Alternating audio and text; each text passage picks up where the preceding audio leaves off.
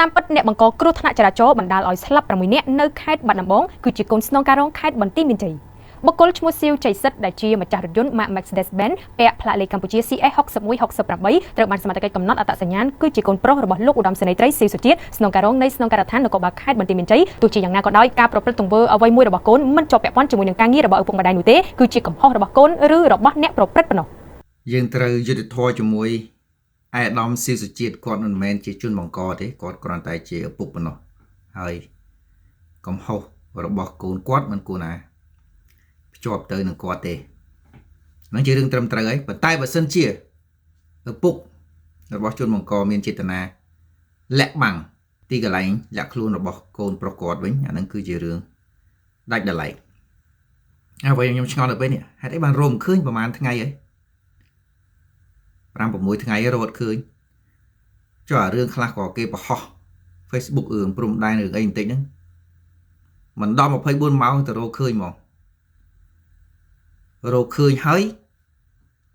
ចាប់មកដល់កន្លែងប៉ុស្តិ៍ប៉ូលីសធ្វើពាក្យបណ្ដឹងធ្វើអីហើយឡើងតុលាការកាត់ទោសព្រឹបឡើង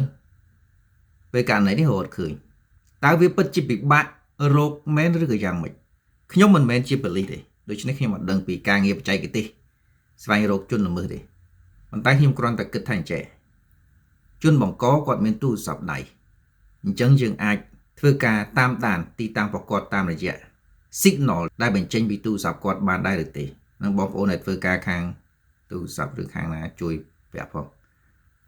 អាចចម្ងល់របស់ខ្ញុំហ្នឹងវាឆ្ងល់វាមិនសមហេតុផលអីមិនដឹងហើយយើងអាចតាមដានជនល្មើសតាមរយៈទូរស័ព្ទដៃដែលគាត់ប្រើបានដែរឬទេហើយមួយទៀតមិនដឹងថាគាត់បុកគេហ្នឹងគាត់មានរបួសខ្លួនគាត់អត់ទេបុកម៉ូតូពីក្រោយពេញទំហឹងរហូតដល់មនុស្ស5-6នាក់បានស្លាប់ខ្លួនឯងប្រហែលជាមានរបួសដែរមើលទៅបើមានរបួសគួរតែសម្រាប់ព្យាបាលនៅកន្លែងណាមួយហើយអញ្ចឹងអ្នកណាគេខ្លះដែលដឹងពីកន្លែងដែលគាត់ស្នាក់នៅឬក៏សម្រាប់ព្យាបាលហ្នឹងប៉ុន្តែបើសិនជាគាត់គ្មានរបួសទេ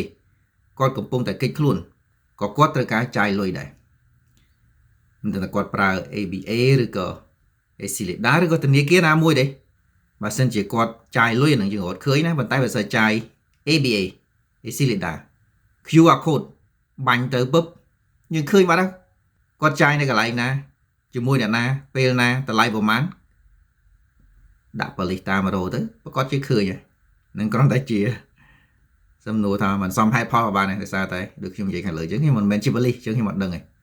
ខ្ញុំបងប្អូនទាំងគ្នាសំណួរចុងក្រោយនេះតើគេអាចរកឃើញលោកសៀវជ័យសិទ្ធដែរឬទេ